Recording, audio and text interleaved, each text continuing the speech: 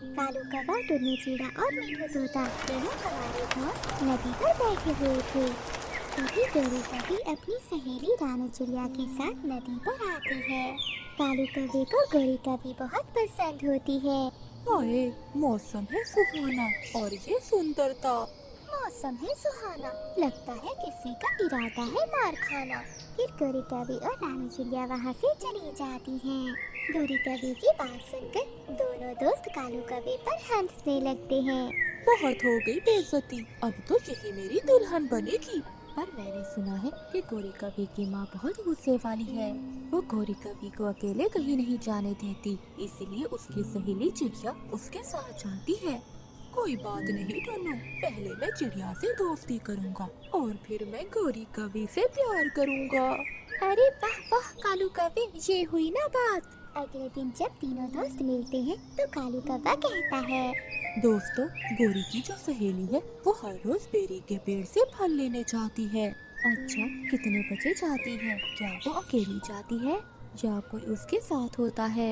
अरे टुन्नू, तू क्यों पूछ रहा है? क्या तेरा दिल चिड़िया पर तो नहीं आ गया? वो तीनों दोस्त हंसने लगते हैं। तभी रानू चिड़िया वहाँ से गुजर रही थी। कालू कौवे की नजर रानू चिड़िया पर जाती है। वो तीनों दोस्त रानू चिड़िया को रोक लेती हैं। क्या मैं आपसे कोई बात कर सकता हूँ? हाँ बोलिए, क्या बात करनी है आपको? वो क्या है ना, मेरे दोस्त कालू का दिल तुम्हारी सहेली गोरी पर आ गया है।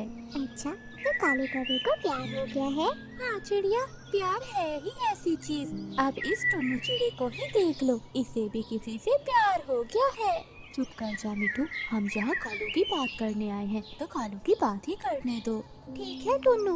वो क्या है चिड़िया, ये मेरे दोस्त कालू का दिल तुम्हारी दोस्त गोरी कभी पर आ गया है और ये तुम्हारे दोस्त को अपनी दुल्हन बनाना चाहता है।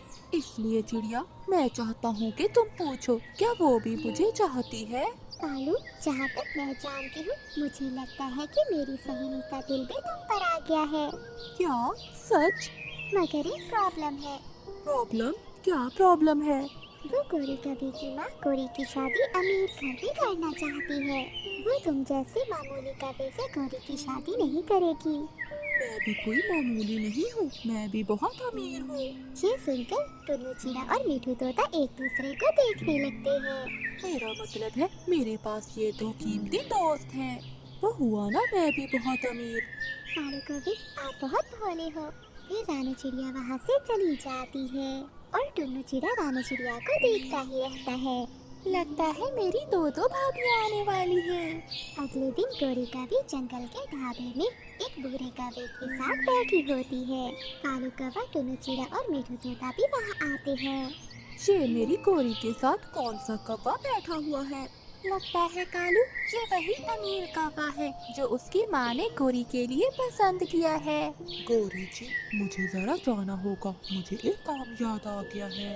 ये कहकर भूरा कौवा वहाँ से चला जाता है। फिर कालू कौवा अपने दोस्तों के साथ वहाँ जाता है। कालू कौवा एक गुलाब उठाकर गोरी कौवी से पूछता है, सुंदर गोरी कवि, क्या तुम मुझसे शादी करोगी? फिर गोरी कौवी हाँ कर देती। ये देखकर कालू कौवा बहुत खुश होता है। कालू जी, मैं तुम्हें बहुत पसंद करती हूँ, मगर हम दोनों एक नहीं हो सकते, क्योंकि मेरी माँ ने अमीर भूरे कौवे को मेरे लिए पसंद किया है। तुम चिंता नहीं करो, तुम बस मेरी ही पत्नी बनोगी। कालू जी, ये इतना आसान नहीं है जितना तुम समझ रहे हो। गौरी जी, तुम चिंता नहीं करो, अब देखती जाओ कि मैं क्या करता हूँ। फिर कालू कौवा एक प्लान बनाता है और अगले दिन गोरी कौवे के घर एक नौकर बनकर जाता है। कौन हो तुम? माँ जी, जंगल से पता चला है कि आपको एक नौकर की जरूरत है। मेरा नाम कालू कौवा है। अच्छा कालू, खाना बनाना जानते हो? हाँ हाँ माँ जी, सब कुछ आता है मुझे बनाना। उस दिन के बाद गोरी कौवे की माँ कालू कौवे को काम पर रख लेती है।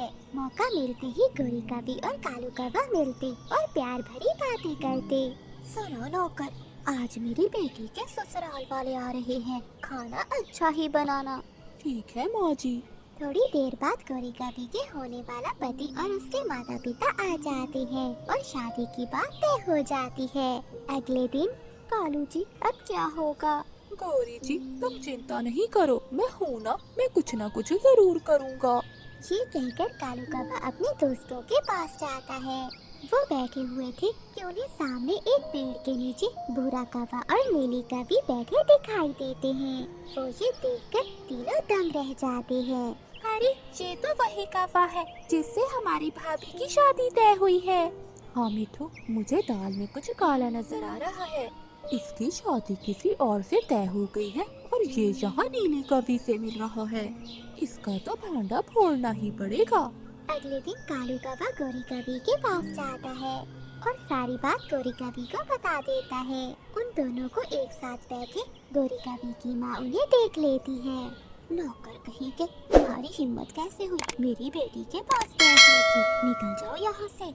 माँ जी, मैं आपकी बेटी से शादी करना चाहता हूँ। क्या? शादी?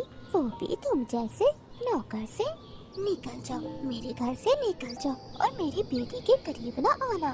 वो कालू कौवे को गुस्से में घर से बाहर निकाल देती है और अगले ही दिन गोरी कौवी की शादी करने का प्लान बना लेती है।